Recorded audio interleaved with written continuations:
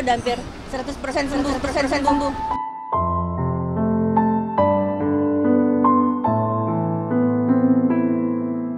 Masih teringat jelas wajah Yana Zain yang mengatakan dirinya yakin dengan kesembuhannya. Yana optimis ingin membesarkan hati dua anak yang dikasihi, Aurelia Kalista Karila dan Alika Pandora Salvin. Tapi kenyataan berkata lain. Kelahiran Moskow berusia 45 tahun ini harus kalah dengan kanker payudara yang dideritanya. Pakaian kuning yang dikenakan seturut dari pesawat seperti mengabarkan hal yang tak tampak. Pesinetron yang kerap berperan antagonis ini bersikeras mengenakan warna kuning meskipun dipertanyakan oleh Nita, asisten pribadinya. Yana sendiri beralasan warna kuning yang dipakainya semata-mata agar tampak cantik dan memberikan arti keceriaan di hadapan anak-anaknya. Nasib berkata lain. Baru sehari berada di tanah air, kondisi Yana tiba-tiba drop. Makanan enggan disentuhnya.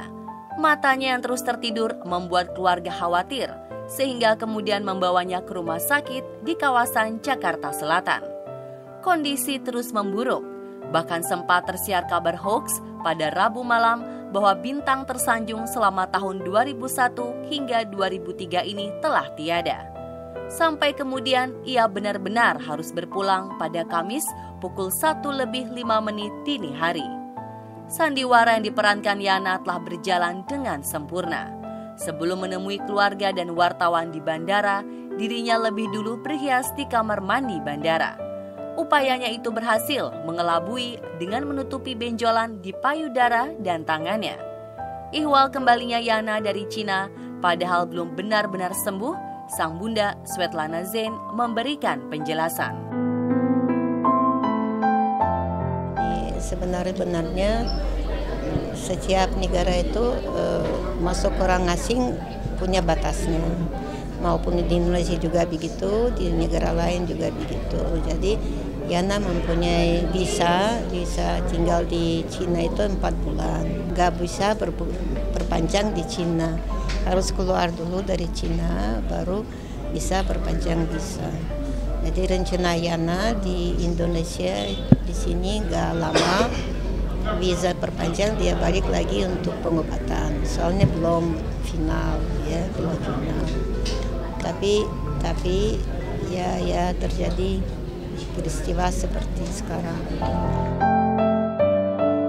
Terungkap pula soal biaya. Pesinetron Firda Kusler mengatakan bahwa semua biaya merupakan bantuan dari para sahabat Yana. Kendalanya sih nggak cuma biaya aja ya, soalnya ya kok Yana mamanya udah keuangannya udah mulai menipis. Terus ya pertama soal keuangan, kedua karena nggak ada sanak saudara yang bisa ngebantu. Jadi kita tuh dari tadi tuh yang masih siapa nih yang bikin ini, siapa yang bikin ini, masih yang kayak begitu. Donasi belum begitu banyak, tapi udah ada beberapa dari Parvi lah ininya ya, khususnya dari Parvi. Terusnya siapa ya? Dari Parvi, terus dari siapa lagi ya? Dari apa yayasan apa gitu tadi itu. Jadi udah ada beberapa, tapi ya maksudnya ya mungkin masih belum cukup karena kemarin kan Yana sempat 3 hari kan dirawat di rumah sakitnya di ICU sama di ICU. Itu kan perlu biaya juga kan waktu pas di rumah sakitnya. Terus sama biaya ininya deh ke depannya.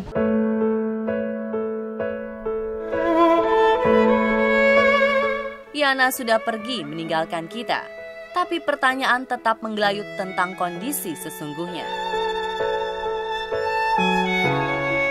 Ya karena pengobatan itu luar biasa mahal.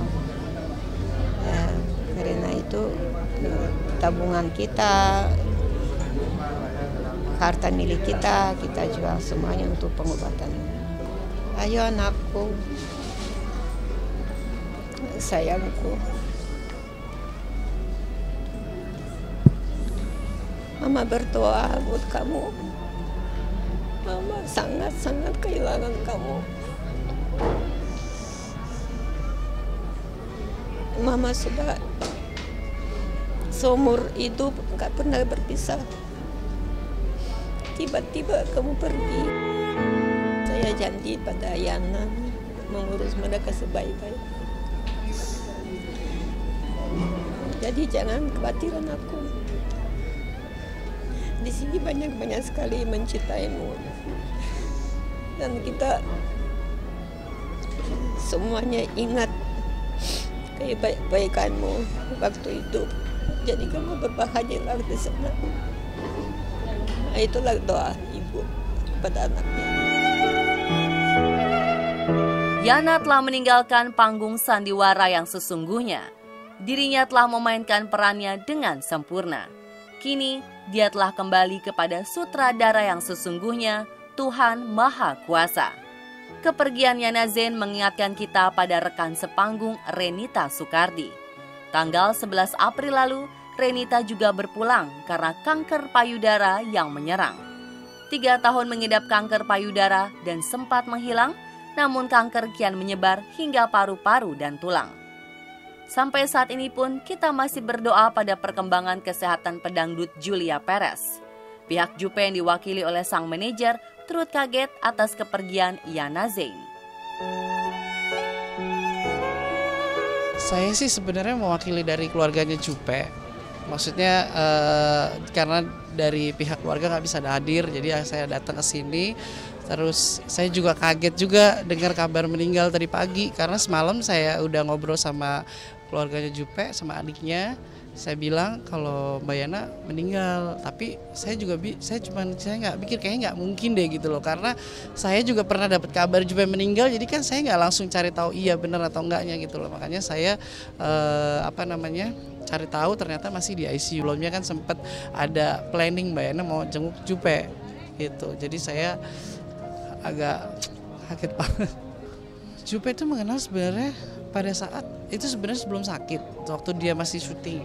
Tapi pada saat sakit yang dia ya mungkin suka share tentang sakitnya atau gimana, tentang pengobatan. Nah, waktu yang saya tahu dia sempat video call ya, waktu pas dia lagi Mbak Yana berobat di sana gitu loh. Saya tahu seperti itu sih. Saya juga nggak menanyakan detail Jupe itu video call apa, ngobrolin apa. Tapi ya pasti mungkin tentang rumah sakit di sana, tentang pengobatannya gimana.